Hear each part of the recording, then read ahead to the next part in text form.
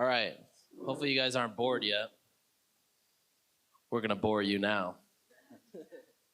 All right. So, anybody here familiar with Elevar?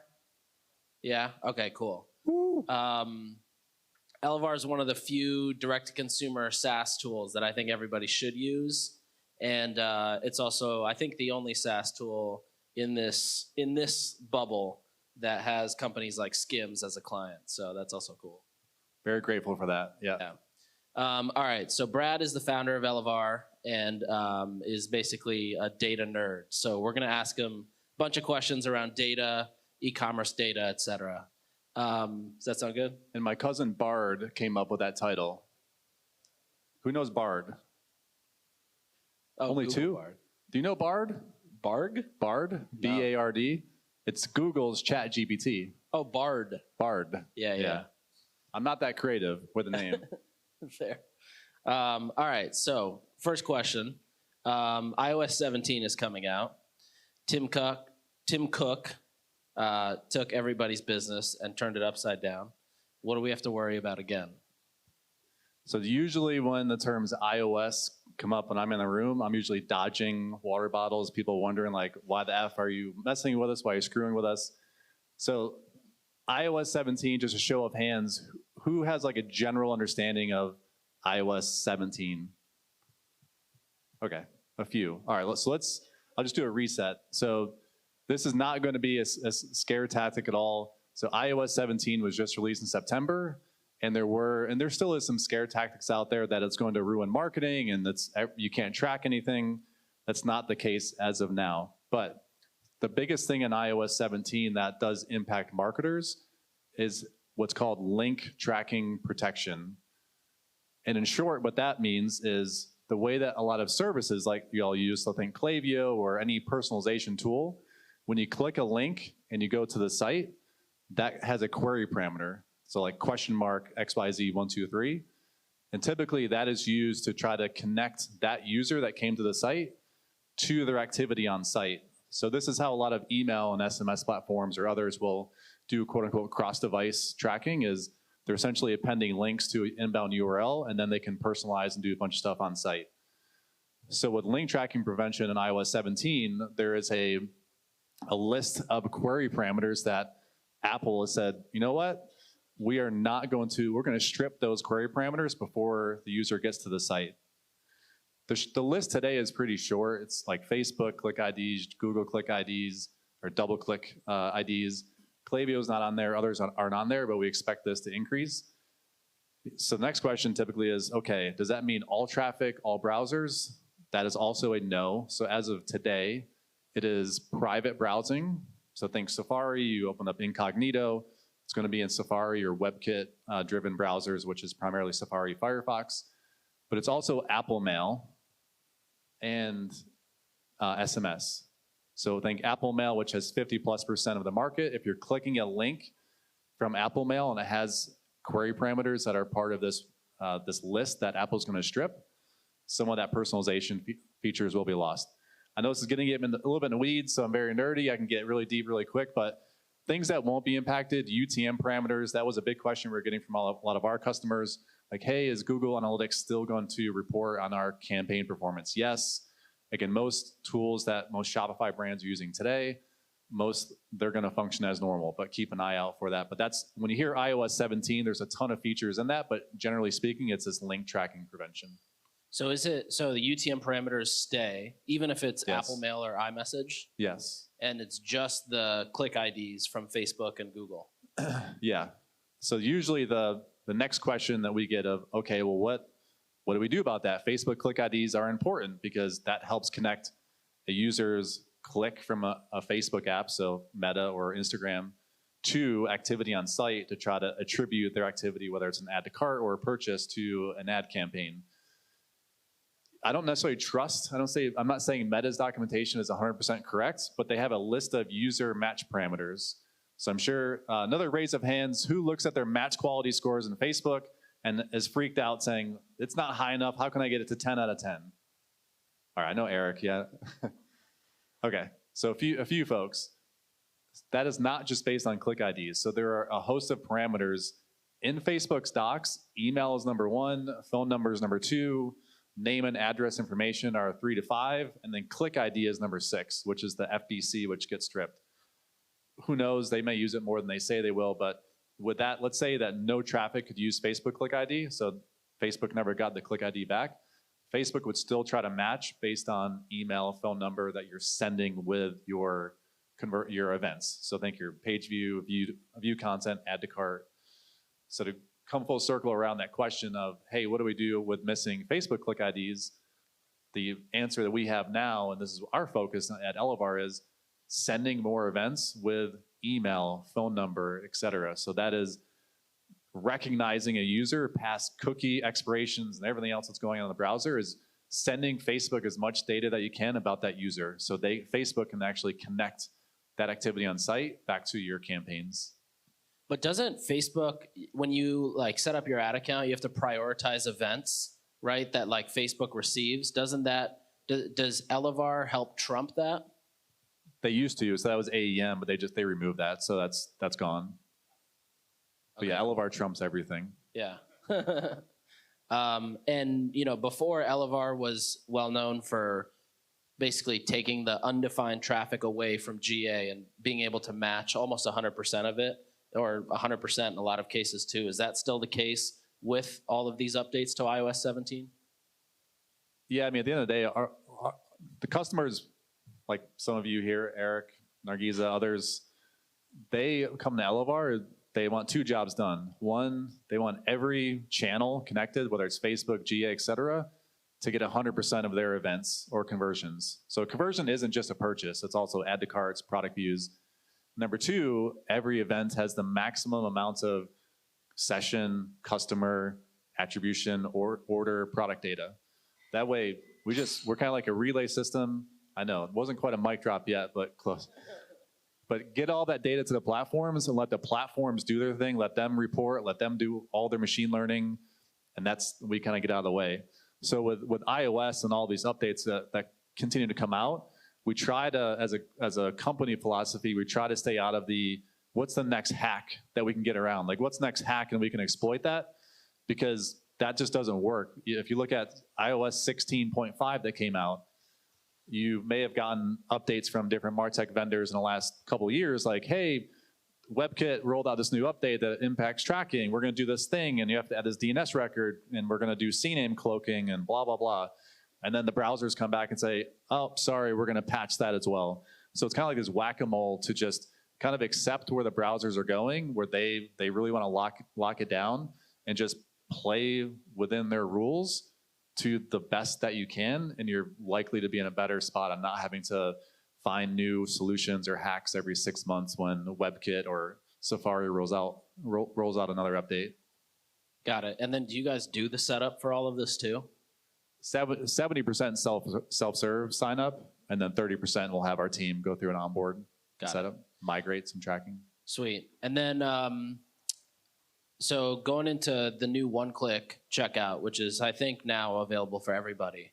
What are your thoughts on that in terms of, there's less steps you can track, and I know that they changed a lot of the ability to put scripts on the checkout. So how does that affect tracking and even just what Elevar is capable of doing? All right, I'm going to date myself. Who used to be on Magento? I know Nargiza with Rebecca Minkoff. All right, who remembers the one-step checkout on Magento?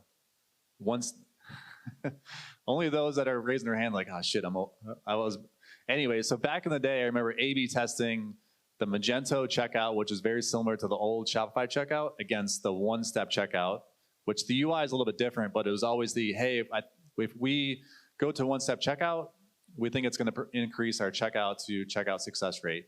So we test that all the time. It didn't always win, obviously, because nothing always wins. But to fast forward to today, I think where Shopify's one-step checkout, if you're non-plus, that's likely you've already been upgraded. If you're plus, you can't upgrade or opt into that until you are on checkout extensibility. So you have to upgrade to checkout extensibility, and then you can enable the one-step checkout. I'll get back to your question, which is about what does Elevar have to do with it, but I'm kind of off on a tangent with checkout extensibility. So with checkout extensibility, when I look at some of the larger brands that we work with, some are definitely running hard, running fast to try to get to the point where they can upgrade, which I think the two biggest things we've heard this year why they haven't upgraded since checkout extensibility has been around for a while. One is internationalization, so globally checkout. Number two is tracking. So losing the ability to customize scripts or add scripts in checkout because you lose checkout.liquid. I think Shopify's been running really fast on patching those, and we've seen some just roadmap items with bigger brands as they're trying to tick these boxes off so they can upgrade. So I would imagine that if you haven't upgraded now, most, at least what we're hearing, most won't do it until next year. But when it comes to actually tracking, so think you're initiate checkout, if you're going like step by step in the funnel. I just recorded a podcast last night, so it was really top of mind. I was looking at webpixel API and webhooks and how all those work. But in general, when you get to each step, so you have, has everyone seen what the one-step checkout looks like? Okay. So first step is you enter their customer email. Once someone enters an email and proceeds to the shipping address, that's like step one is done. So there's actually an event that'll fire which says contact info. So that can be tracked. I should rewind this. When the page loads first before a user does anything, that's your initiate checkout. So that's your begin checkout. That's what I would use when you start looking at the analysis of how does the new checkout perform to the old. All of the steps in between, so your contact info, the shipping method selection, your payment step. The payment info step doesn't actually trigger until the user clicks submit, like place my order, which you only lose 1% to 2% of those orders because it's typically the credit card fails or it could be an inventory issue, so you get the stock issue, and then it's order complete. So I would not go through and analyze this step by step in the checkout. I think it's gonna be a waste of time. I would look at begin checkout to checkout complete. If you're using post-purchase upsells, I'm not gonna go off that tangent. Again, the podcast will go through more detail on that, but that's where you have a nuance of how do you wanna track post-purchase to then the final upsell or downsell. But in general, if you're doing it, I would say I'm hearing a lot of people talk about, hey, I think it's going to underperform. I'm not seeing a big conversion rate increase. You can't compare apples to apples. The last 2 weeks in September have been significantly underperforming when you look at the first 2 weeks of September. So if you were upgraded today, you might see just a natural increase in performance because October holiday starts to come in. And if you look at the next 2 weeks compared to the last 2 weeks, you might think, holy cow, the new one-step checkout has done great, but it's not really a true A/B test. I never answered your question. That's okay. Most people don't. It was how does Elevar track? Yeah. So we use webhooks. So we're listening to webhooks. It doesn't require like browser tracking. So anything at checkout, we're listening to webhooks. So checkout, create, and then there's logic depending on the payment steps. So PayPal, Shop App, all that. That's all handled automatically. And in the one-step checkout, if I start it and enter my email, is that getting, like with the previous checkout, it could get logged and then I could send abandoned checkout emails? Does that still happen? Yes. And by the way, can everybody hear me? You don't have to be an Elevar customer to access this information. Shopify has what's called a webpixel API. Again, another 30-minute topic on its own, but you can use the webpixel API and create a custom webpixel. It's kind of like, it's code, so it is a little bit technical, but you can use that to then trigger events listening for the contact info and the email address input. So the answer is yes, you can track that. You don't need Elevar to do that per se. You can use a native customer events with a webpixel API. Got it. And does Elevar or can anybody track when somebody's doing the fast track Shop Pay checkout? With us, yes, because with Shop App, they'll still get the webhooks for those events triggering. You won't get the nuance of like if you're trying to heat map on the Shop App page, you can't inject any custom tracking into that, but you can track the steps and the performance of, okay, what was the conversion rate for people that use Shop App? Got it. I feel like there's a lot of companies that have in the last 6 months come up around the user identification or helping basically connect people who come to your site back to Klaviyo and Facebook, passing more data back. So one, like why have so many companies just started doing that in the last 6 months? And two, what's the difference between what they're doing and what Elevar is doing? Yeah, the market is, I would say a couple of years ago, there weren't that many players in there, but now it's I think everyone is feeling the pain. So for us, is we follow the pain, two things: follow the pain of our customers, but then also look at our own vision of what we see the world of e-com or tracking is going to be in a couple of years. So it comes down to just there's pain, which performance is declining. There's opportunities to improve that. So that's why there's more in the market. But a lot is around like signal and user identification. To me, it's not black magic. So signal, to the way I look at and define it, is you're trying to get all of your events to Facebook or Klaviyo. And two, you are trying to make sure that Facebook or Klaviyo can match those events to users in their system. That's what signal is. I mean, there's nuances, like if you want to send LTV or calculated LTV to some of those platforms. But other than that, it's just how do you get your data from your website to your platforms, and how can you do that most efficiently? And last question, and we'll do one or two questions, is Facebook announced they're dropping the Pixel. So does Elevar fix that? Fix what? I want to be careful what I'm saying. Yes. So Facebook said they're no longer doing the Pixel. You have to be set up with CAPI, server-side tracking. Is that something that Elevar plugs in and handles across all ad platforms? All platforms that support it. So another question that we'll get is, why can't we just move all of our tracking server-side?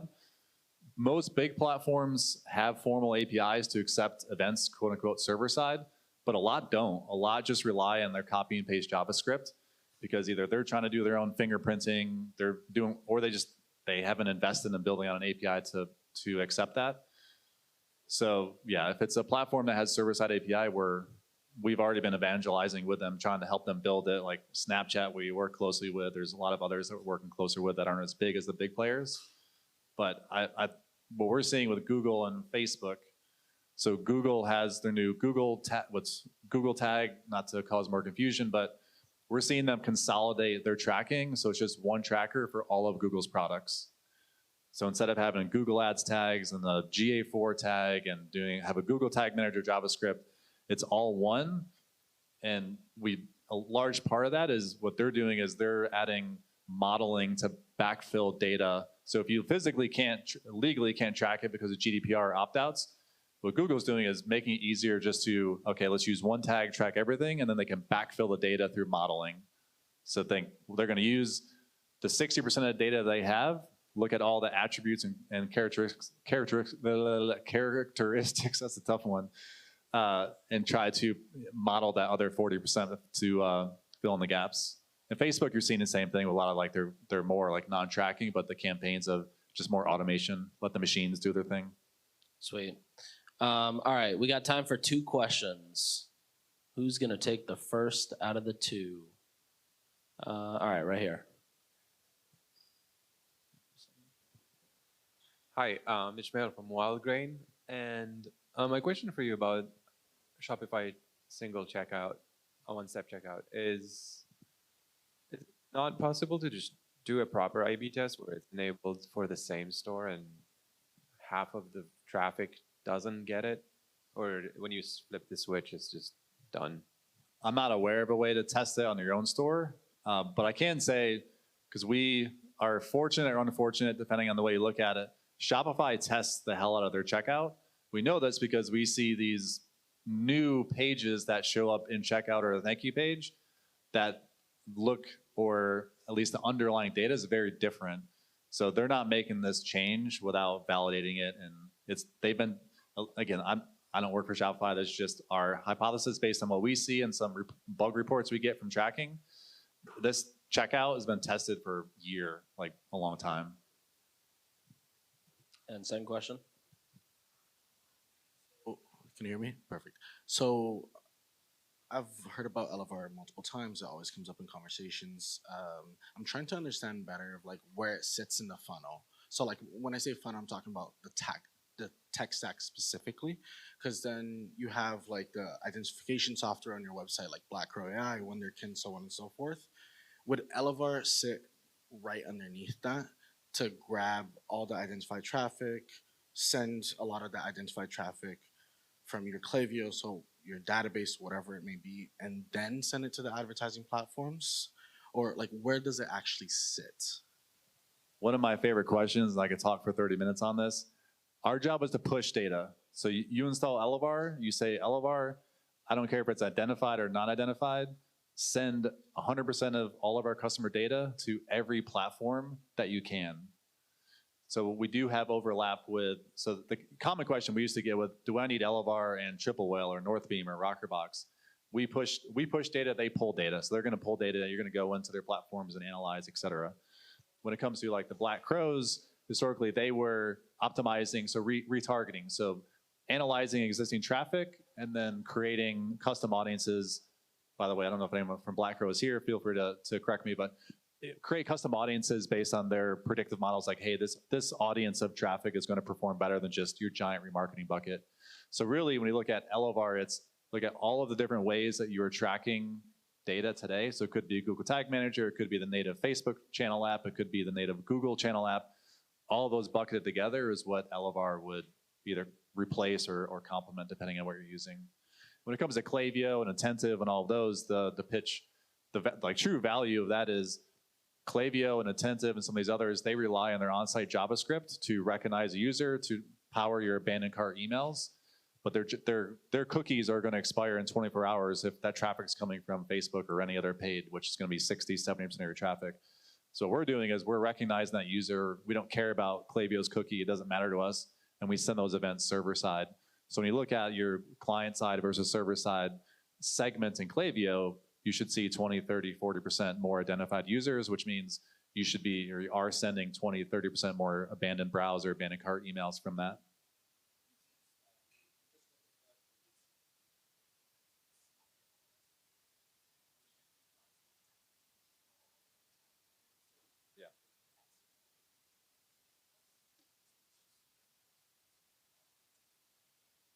For those that didn't hear, he said they just tested out the Klaviyo CDP, and you're only one tenth of traffic you're able to identify. Everything else was anonymous.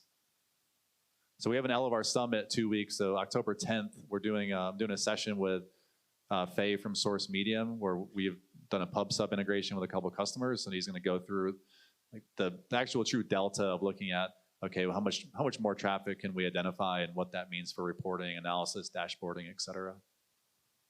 Yeah, I feel like, I haven't told you this, but the Elevar site doesn't do the best job explaining. It's 5 years old. It's 5 years old. We're too busy working with our customers and the best way to explain it, in my opinion, is it's like shapewear. So it lives underneath all the clothes, and you put everything pretty on top of it, but you need that shapewear to hold really the shape and to to make sure it looks good. You should build landing pages. Yeah, we should. All right, guys, that's all the time we've got, and I'll pass it to Ubby. Thank you so much.